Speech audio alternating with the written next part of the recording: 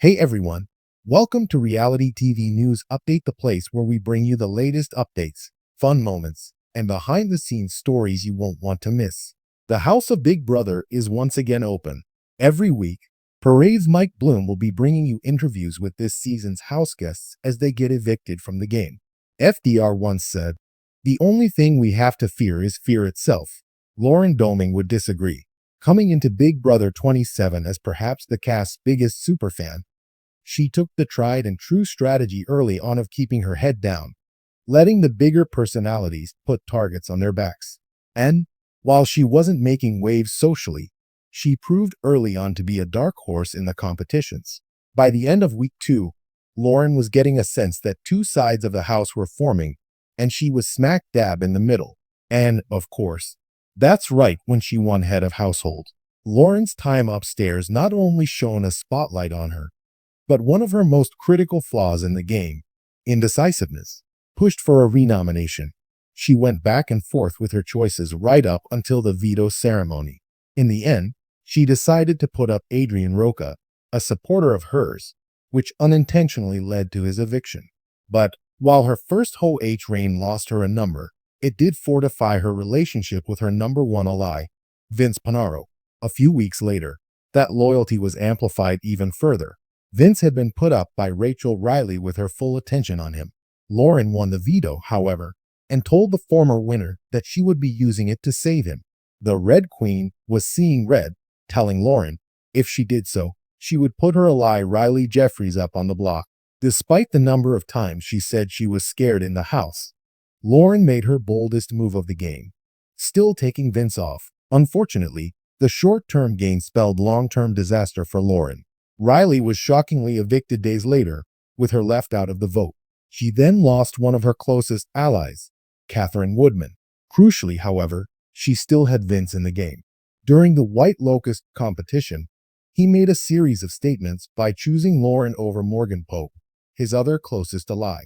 And when Lauren won Ho-H next, nominating her, the gamer firmly set sights on her next target.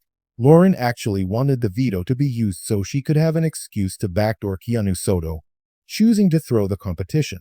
Morgan took home the win, and BB Comics would prove to be Lauren's kryptonite the very next week. When Vince won his third Ho-H, Lauren was ecstatic. She was forming a threesome with Ava Pearl and Kelly Jorgensen. She was the only remaining candidate who had not been nominated up until that point thanks to her social game and positioning. And surely, her number one ally would let her continue that streak.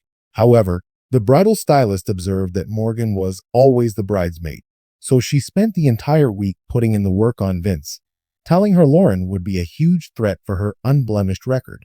For hours upon hours, the two would go in circles like the hamster wheel that had strained their relationship in the first place, as Vince tried his best to keep his two number ones from going at one another. When Morgan won the veto, however, Vince felt his hand was forced. Unthinkably, feeling pressure from his Judges Alliance, he puts Lauren up, leaving her in a combination of shock, devastation, and disappointment. Luckily, she quickly earned safety in the final BB Blockbuster competition and expected Vince to keep Kelly in the game over Keanu. But she found out once again that Vinny the Lip was only giving her lip service, as he chose to take out one of her allies in the tiebreaker.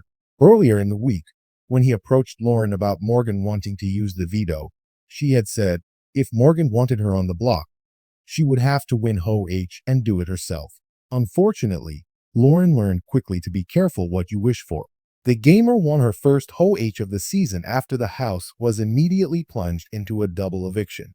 Lauren's time off the block lasted all of 15 minutes, as she got put up immediately next to Keanu. And when Keanu won the veto, the house easily said bye to the Bayou Baddie.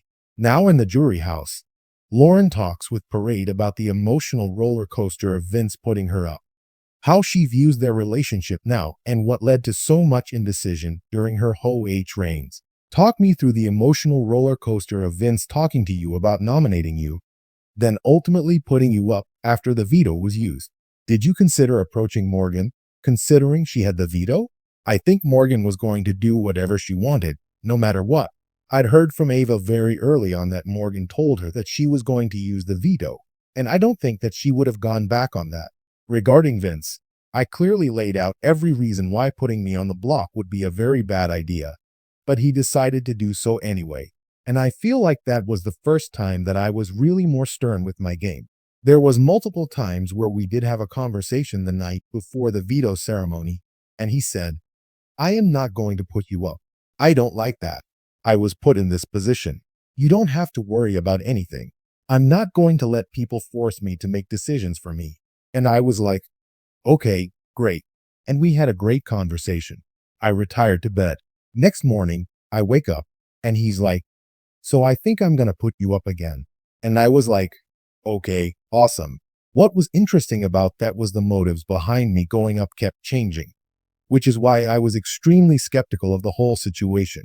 And which is why, even though Vince said that I was guaranteed safe from Morgan and Ashley's votes, I knew. I mean, those two people were people that I weren't aligned with for the entire game. So I wasn't going to put my trust in sort of a third-party person. And that proved to be true when, moments before the blockbuster, they still wouldn't give me an answer as to whether they would keep me safe or not. If you had won the double eviction Ho-H, who would you have tried to target?